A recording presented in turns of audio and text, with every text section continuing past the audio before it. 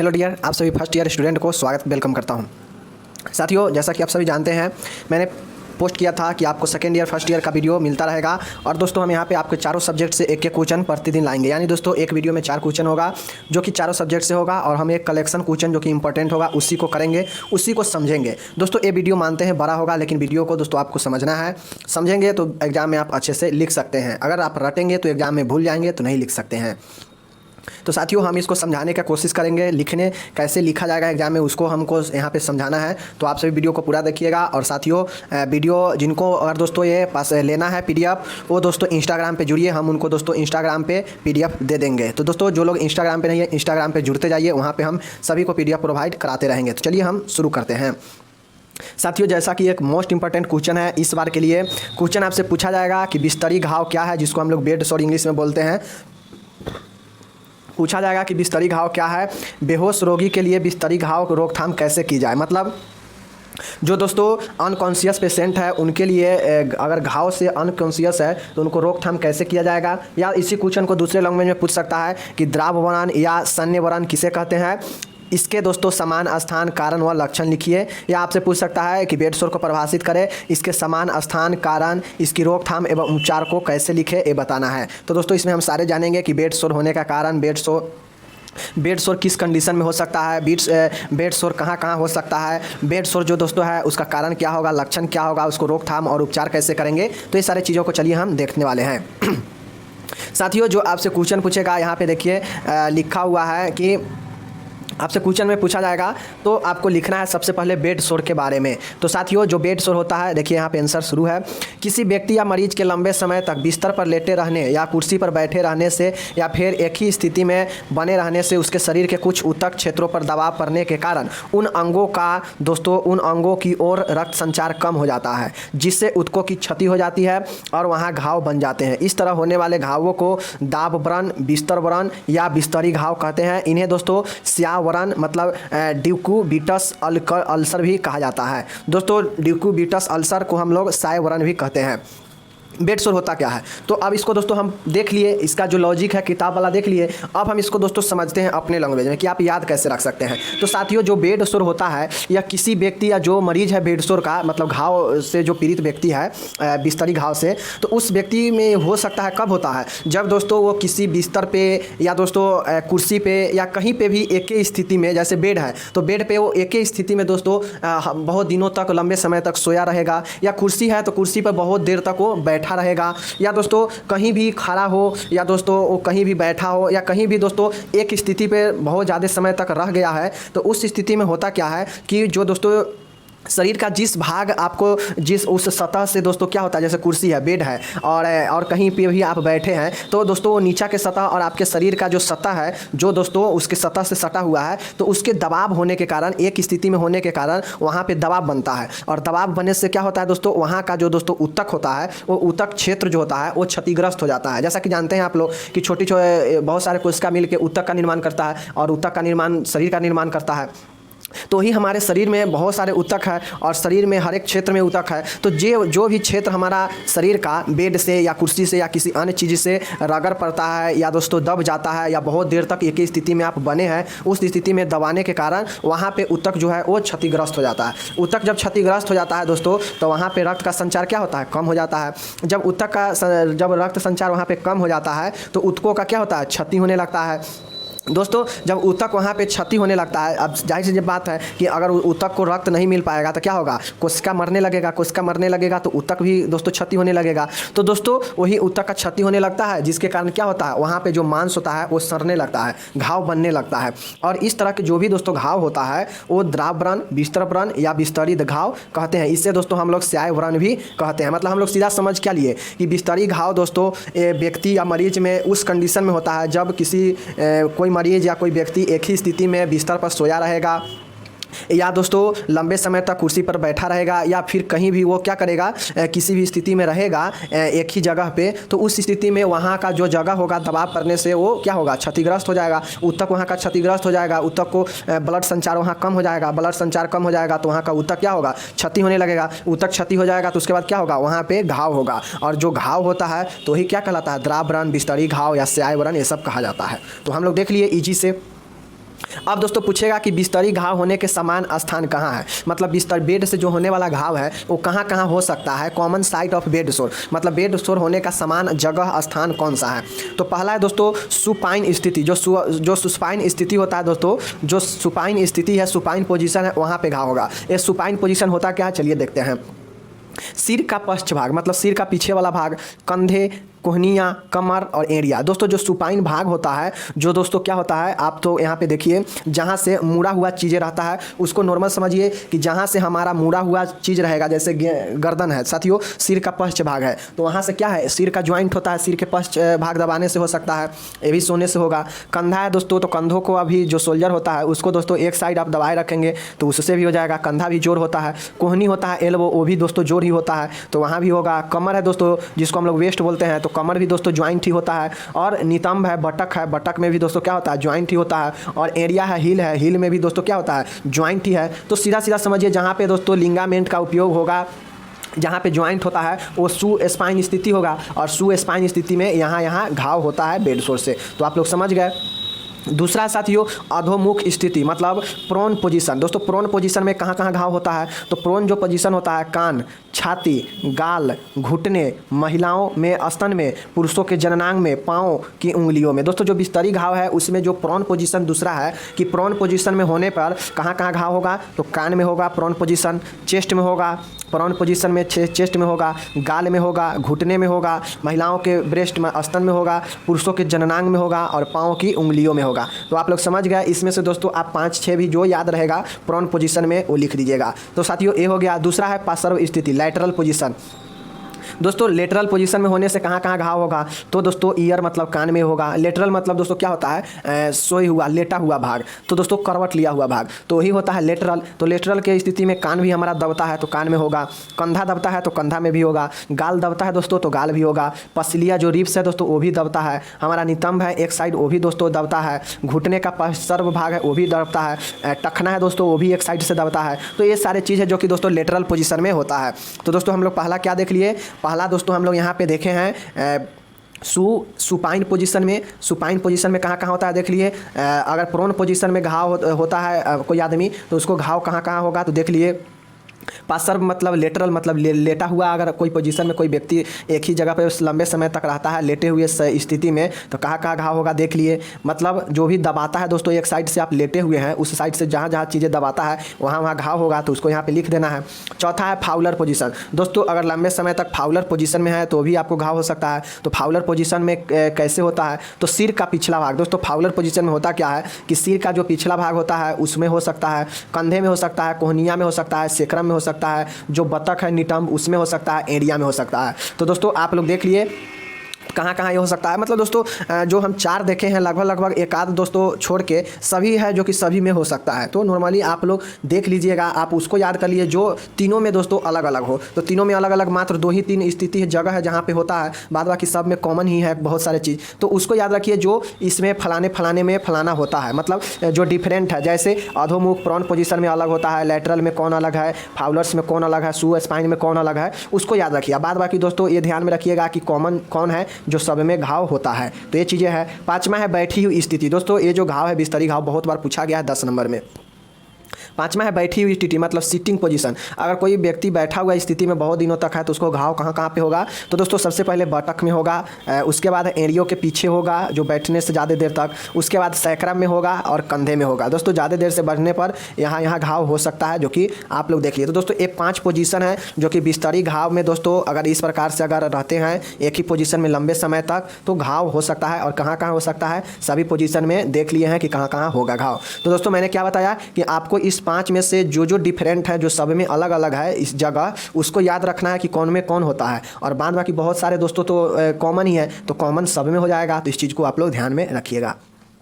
साथियों यहाँ पे है कहता है कि दबाव वर्णों के कारण लिखिए, कॉज ऑफ प्रेशर सोर। मतलब दोस्तों दाब के कारण जो घाव होता है उसका क्या कारण होगा। तो दोस्तों दाब वर्ण 2 प्रकार से हो सकते हैं। कौन कौन प्रकार है, एक होता है दोस्तों प्रत्यक्ष या तात्कालिक कारण, मतलब दोस्तों डायरेक्ट या इमीडिएट कॉज। दूसरा होता है रोग प्रवण या रोगान्मुख कारण, मतलब दोस्तों प्री डिस्पोजिंग फैक्टर कॉज। तो ये चीज़ें हैं पहला कौन सा होता है दोस्तों कारण? पहला होता है प्रत्यक्ष कारण या तत्कालिक कारण। दूसरा है रोग प्रवण या रोगानुमुख कारण, मतलब रोग उत्पन्न करने वाले कारण। तो ये चीज़ें है, याद रखिएगा कि पहला होता है डायरेक्टर या इमीडिएट कॉज, दूसरा होता है प्री डिस्पोजिंग फैक्टर कॉज। तो ये चीज़ें हो गया, दो चीज़ें हो गया। अब दोस्तों हम यहाँ पे पहला जो कारण में देखते हैं कि प्रत्यक्ष या तत्कालिक कारण, तो क्या है चलिए देखते हैं। पहला है दोस्तों दबाव, प्रेशर। तो दोस्तों जो प्रत्यक्ष है इसमें मतलब प्रत्यक्ष मतलब सीधा सीधा दोस्तों जो घाव होता है किस कारण से होता है, या जो दोस्तों तत्कालिक कारण है उसमें दोस्तों पहला है दबाव। दबाव मतलब प्रेशर, प्रेशर के कारण होगा। तो मरीज लंबे समय से एक ही स्थिति में लेटे रहने से शरीर के ऊतक, अंग या दाब बिंदु पर दबाव पड़ने के कारण उत्पन्न होते हैं। ये मैंने पहले भी बताया कि जो प्रत्यक्ष कारण है वो दबाव होगा, प्रेशर। प्रेशर में होता क्या है कि एक ही स्थिति में सोने या बैठने से या एक ही स्थिति में होने से लंबे समय तक उस अंग में क्या होता है दोस्तों, दबाव पड़ता है, और दबाव पड़ने से वहाँ का ऊतक क्षति होता है, और ऊतक क्षति होगा तो ब्लड सर्कुलेशन वहाँ नहीं हो पाएगा, जिसके कारण वहाँ घाव होता है। तो ये दबाव हो गया। मतलब दोस्तों आपको सीधा याद रखना है कि प्रत्यक्ष कारण में कौन कौन सा होगा। तो पहला है दबाव, दूसरा है घर्षण, तीसरा है नमी, चौथा है रोगजनक जीवों की उपस्थिति। तो ये चार आपको याद रखना है प्रत्यक्ष में। तो ये सारी चीज़ें हैं। चलिए अब हम लोग देखते हैं दूसरा है घर्षण। दबाव हो गया, दूसरा है घर्षण प्रत्यक्ष या दोस्तों तत्कालिक कारण में। मरीज के शरीर का कोई भी ऊतक, अंग यदि किसी कठोर या खुरदरी सतह के घर्षण या रगड़ में आता है तभी भी ऊतकों की क्षति हो जाती है और घाव उत्पन्न होता है। साथियों जो घर्षण के कारण होगा, प्रत्यक्ष कारण में एक घर्षण भी कारण है कि दोस्तों अगर हमारा शरीर का कोई भी भाग किसी ठोस वस्तु से या दोस्तों कोई खुरदरा सतह से अगर घिसता है तो घिसने के कारण जो घाव होता है साथियों, वहाँ पे ऊतक घसने से ऊतक का क्षति होता है, और ऊतक का क्षति होता है उससे घाव उत्पन्न होता है। तो घर्षण भी इसका कारण होगा। तीसरा है नमी, मॉइस्चर। लंबे समय से किसी मरीज के शरीर के ऊतक, अंग आदि नमी के संपर्क में रहते हैं तो उसको त्वचा नम होने के कारण आसानी से गल सकती है और त्वचा का मृदुकरण भी हो जाता है। इससे मरीज जिन्हें पसीना ज़्यादा आता है उन्हें दरा बरन होने की संभावना अधिक होती है। दोस्तों नमी के कारण, नमी मतलब अगर आपको दोस्तों बहुत दिनों तक अगर आपका जो स्किन है या आपका शरीर जो है दोस्तों वो किसी नमी से या गीले चीज़ों के संपर्क में रहता है तो वहाँ पर जो गीले शरीर है आपका, अगर लंबे समय तक शरीर का कोई भी अंग अगर ज़्यादा देर तक दोस्तों गीला रहता है तो उसमें होता क्या है कि त्वचा क्या हो जाएगा, त्वचा नम हो जाएगा, मतलब वो एकदम मॉइस्चर सॉफ्ट हो जाएगा। सॉफ्ट होने से त्वचा क्या होता है, गल सकता है, और त्वचा गल जाएगा तो घाव होगा। या दोस्तों मृदुकरण मतलब त्वचा आपका क्या होगा, त्वचा का दोस्तों मृदुकरण हो जाएगा, मतलब त्वचा नष्ट हो जाएगा। और ऐसी स्थिति में दोस्तों जो घाव होगा वो नमी के कारण होगा। और दूसरा है कि पसीना वाले जो भी पेशेंट है जिनको पसीना ज़्यादा आता है उनको दोस्तों नमी से दाब व्रण होने की संभावना अधिक होता है। तो ये तीसरा है दबाव, घर्षण, नमी। चौथा है दोस्तों रोगजनक जीवों की उपस्थिति, presence of pathogenic organism. Friend नियमित रूप से साफ सफाई न होने से शरीर में सूक्ष्म जीव उत्पन्न या उपस्थित हो जाते हैं, अतः त्वचा पर संक्रमण हो जाता है। दोस्तों यहाँ पे जो है चौथा जो कारण है वो प्रत्यक्ष कारण हो सकता है कि आपके शरीर में प्रत्यक्ष रूप से कोई सूक्ष्म जीव प्रवेश करता है। अगर आप साफ सफाई नहीं रहते हैं तो सीधा तौर पर आपको सूक्ष्म जीव प्रवेश कर जाएगा शरीर में। अगर सूक्ष्म जीव प्रवेश कर जाएगा तो वो संक्रमण त्वचा पर फैलाएगा और त्वचा पर संक्रमण फैलाएगा जिसके कारण घाव उत्पन्न हो जाएगा। तो ये चार कारण है जो कि प्रत्यक्ष और तात्कालिक कारण में है। कारण का दो भाग है, प्रत्यक्ष और तात्कालिक। दूसरा है रोगानुमुख कारण मतलब प्री डिस्पोजिंग फैक्टर। तो दोस्तों ये हो गया तत्कालिक कारण। अब हम लोग चलते हैं द्राव व्रण उत्पन्न करने का बी में जो दूसरा कारण है उसको देखते हैं। दूसरा कारण है साथियों की घटी हुई जीवन शक्ति। दोस्तों रोग उत्पन्न करने का कारण हो सकता है, घाव उत्पन्न करने का जो दूसरा कारण है कि रोगानुमुख कारण, मतलब रोग का उन्मुख होना, मतलब उत्पन्न होने का कारण। तो एक होता है घटी हुई जीवन शक्ति, दुर्बलता, एडिमा, स्थूलता, क्षतिग्रस्त रक्त संचार। तो दोस्तों आपको इसमें बी में ज़्यादा आपको टेंशन लेना नहीं है। ऐसे तो ए में भी टेंशन नहीं लेना, ए में भी बहुत आसान था, दबाव, घर्षण, नमी और संक्रमण के कारण। बी में भी उसी प्रकार है, घटी हुई जीवन शक्ति मतलब कमजोरी, दुर्बलता वही है कमजोरी, एडिमा, स्थूलता और क्षतिग्रस्त रक्त संचार। तो एक कारण होता है रोगानुमुख मतलब रोग उत्पन्न करने का कारण। अब दोस्तों हम लोग इसका देखते हैं दबाव व्रण के लक्षण, क्योंकि हमसे लक्षण भी पूछा गया है। तो दोस्तों दाब व्रण में होगा क्या कि लालापन होगा। जहां आपको दोस्तों अगर त्वचा ज़्यादा देर तक, शरीर का कोई भी भाग अगर ज़्यादा देर तक वहां पे दब जाता है तो दोस्तों लालापन वहां पे होने लगेगा, वहां पे जलन होने लगेगा, वहां पे क्या होगा, दाब वेदना होगा, मतलब वहां पे दर्द होगा, जहां पे दाब हुआ है वहां पे दर्द होगा, बेचैनी होने लगेगा, इरिटेशन होगा। उसके बाद है नीला पड़ जाएगा त्वचा, उसके बाद है असुविधा होगा। उसके बाद है दोस्तों स्थानीय एडिमा होगा, स्थानीय एडिमा हो सकता है। उसके बाद है 8वां है साथियों कि प्रभावित क्षेत्र ठंडा या संवेदनशील लगेगा। मतलब दोस्तों जो द्राव बरण है उसका कारण, उसका दोस्तों जो लक्षण होगा कि वहाँ जहाँ दबा है आपका शरीर में किसी चीज़ से दब गया है, वहाँ पे लालपन होगा, वहाँ पे दोस्तों बेचैनी होने लगेगा। आपको होगा क्या कि आपका जो स्थानीय जो है वो एडिमा होगा, वहाँ पे प्रभावित क्षेत्र ठंडा लगेगा, वहाँ पे दोस्तों खुजलाहट होगा, वहाँ पे दोस्तों मन आपका बेचैनी होने लगेगा। तो ये सारे चीज़ें हैं जो कि इसका लक्षण दिखाई देता है। दर्द होगा, उसके बाद नीला पड़ने लगेगा, जलन होगा वहाँ पे। तो ये सारी चीज़ें हैं। आप देखिए दोस्तों जो द्राव बरण है, जो बिस्तरी घाव है, वो किस किस स्टेज में हो सकता है, स्टेज भी आपको लिखना पड़ेगा। लक्षण देख लिए तो अब हम लोग यहाँ पे स्टेज देखते हैं। पहला स्टेज है कि रोगी की त्वचा लाल हो जाएगा। दोस्तों ये जो बिस्तरी घाव है ये कैसे कैसे आगे बढ़ता है, कैसे कैसे विकराल रूप लेता है, किस स्टेज में कितना ज़्यादा भयावह होता है उसको देखना है। जो पहला स्टेज है दोस्तों, उस स्टेज में होता क्या है कि आपका जो दबा हुआ भाग है उसमें त्वचा लाल हो जाएगा और त्वचा में चमक आने लगता है। लाल होगा, त्वचा चमक आने लगेगा। इसमें रोगी की एपिडर्मिस त्वचा सम्मिलित होता है तथा त्वचा नरम व पीड़ाजनक हो जाता है। दोस्तों ये जो बिस्तरी घाव होता है, पहला स्टेज में आपका त्वचा लाल होने लगेगा, त्वचा चमक होने लगेगा। त्वचा का जो एपिडर्मिस भाग है, मतलब जो ऊपरी वाला भाग है साथियों, उसमें दोस्तों होता क्या है कि त्वचा नरम हो जाएगा आपका और पीड़ाजनक मतलब दर्द लायक हो जाएगा। ये होता है फर्स्ट स्टेज में। दूसरा स्टेज में होता है कि त्वचा में जो रंग होता है नीला पड़ जाएगा। दोस्तों पहला जब शुरू होगा घसने से या दोस्तों दबाव पड़ने से अगर घाव होता है आपके शरीर में तो पहले लाल होगा त्वचा, फिर उसके बाद ये दूसरा स्टेज में जाएगा तो ये दोस्तों नीला हो जाता है, लाल से नीला हो जाएगा त्वचा। और ये एपिडर्मिस के साथ साथ डर्मिस लेयर मतलब जो त्वचा का लेयर है उसको भी अंदर तक प्रभावित करने लगता है। त्वचा पर पानी से भरे फफोले उत्पन्न हो जाते हैं तथा खुले घाव की तरह दिखाई देते हैं। दोस्तों जब दूसरे स्टेज में जाइएगा तो वहाँ पे जो त्वचा का ऊपरी भाग है, ऊपरी भाग के साथ साथ नीचे का लेयर भी प्रभावित होता है और साथ ही त्वचा नीला हो जाता है। नीला होने के साथ उस पर दोस्तों जो फोका देखते हैं आप लोग घाव पे, जो दोस्तों पीप के रूप में या पानी भर जाता है उसमें, वो दिखाई देने लगता है स्पष्ट रूप से। तो यही खुले घाव की तरह दिखाई देने लगता है दूसरे स्टेज में। तीसरे स्टेज में होता क्या है कि इसमें त्वचा तीनों परतें एपिडर्मिस, डर्मिस और सबक्यूटेनियस प्रभावित हो जाता है। दोस्तों घाव जो है बिस्तरी दबाव के कारण या कोई भी दबाव के कारण होता है तो तीसरा स्टेज में जाते जाते आपका त्वचा का जो तीनों लेयर है वो प्रभावित हो जाता है, यानी त्वचा अंदर तक प्रभावित हो जाता है।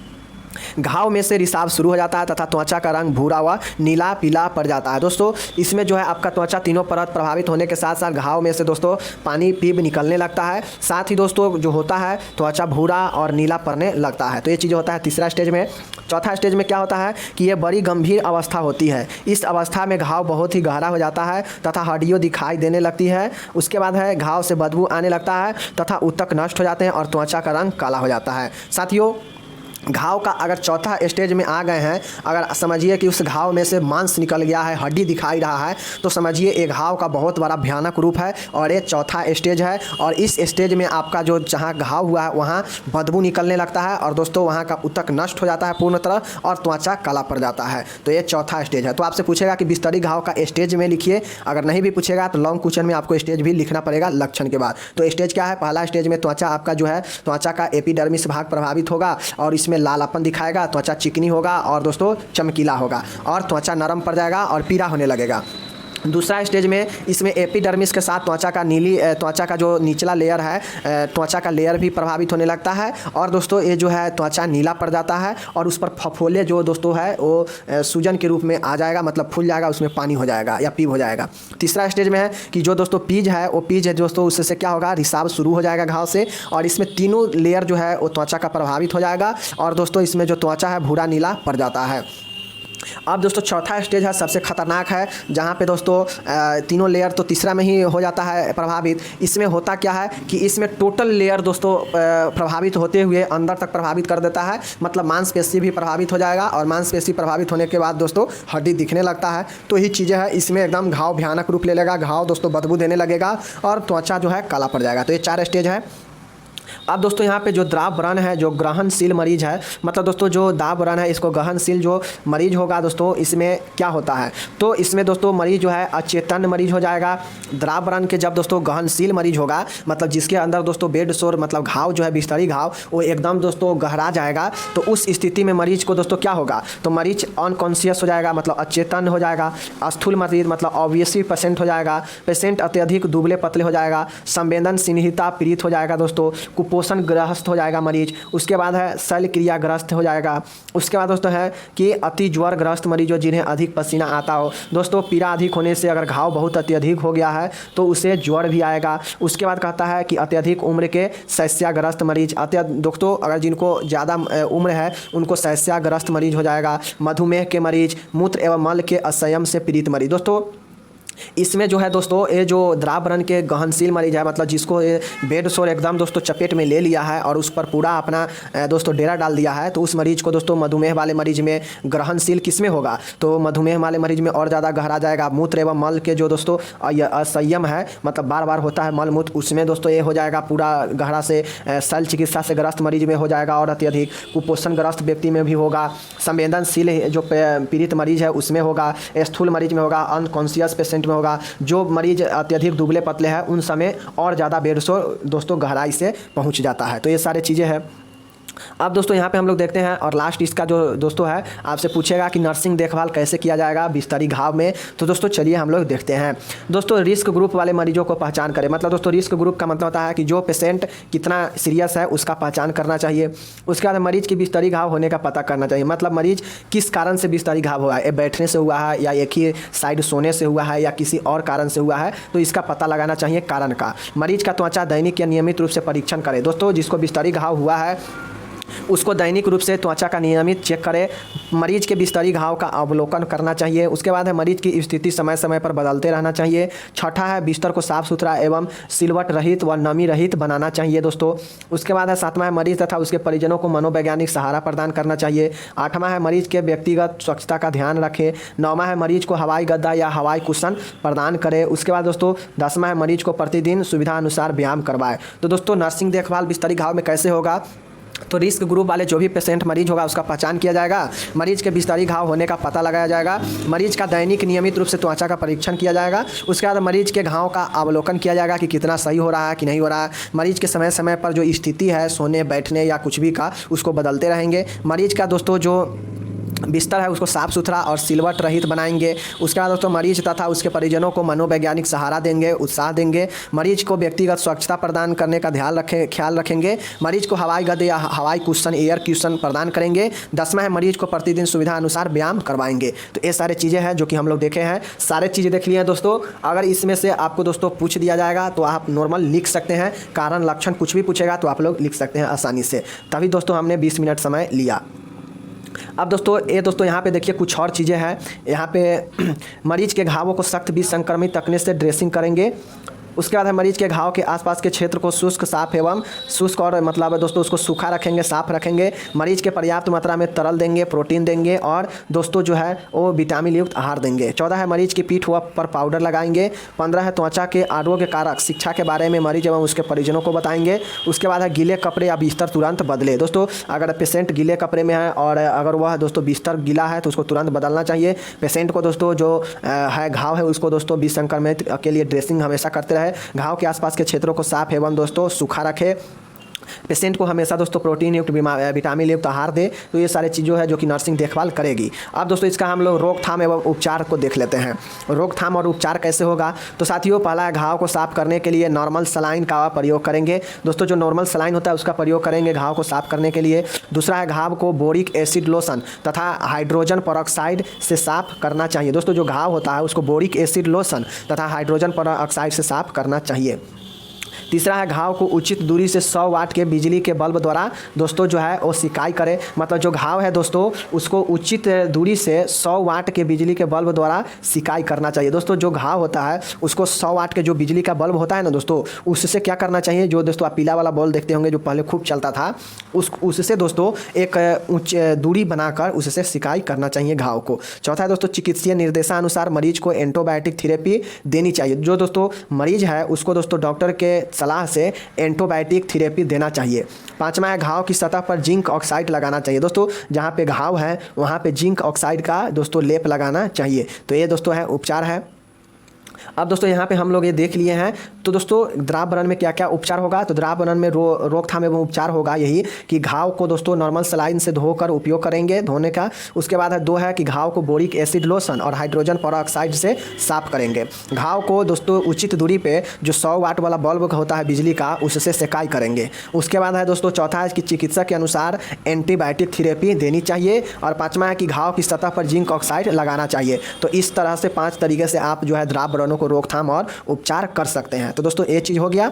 तो दोस्तों ये हम लोग यहाँ पे देखे हैं पूरे 25 मिनट कि आप लोग कैसे जो है द्राव बरन को देखेंगे, द्राव बरन में रोकथाम कैसे करेंगे, द्राव बरन का स्टेज क्या है, द्राव बरन का कारण क्या है, 2 कारण हम लोग देखे हैं। और उसके बाद दोस्तों द्राव बरन दोस्तों होता क्यों है, तो ये सारी चीज़ें हम लोग देख चुके हैं। अब द्राव बरन से कोई भी क्वेश्चन आता है तो आपसे दोस्तों छूटना नहीं चाहिए। हम दोस्तों इसीलिए यहाँ पे पर्सनल क्वेश्चन किए हैं द्राव बरन के ऊपर, ताकि आप सभी फर्स्ट ईयर वाले इसको पर्सनल देख ले। तो दोस्तों मिलते हैं अगले वीडियो में, तब तक जय हिंद, नमस्कार।